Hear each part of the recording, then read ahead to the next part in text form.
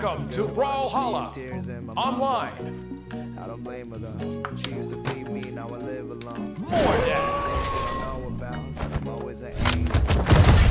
Wonder what my mom was thinking. When you realize yourself a little too anxious. I'm a younger son, she just hoping that I know what to do with my paper. When I think about it, shit, I don't know how I can live without it. I just bought some shit at the grocery. Some coconut water and some frozen meat. 3, 2, 1, brawl! Sometimes I still miss the nicotine. I've been nervous and vomiting. Show don't let it sound funny. I told the guy that I had food poisoning.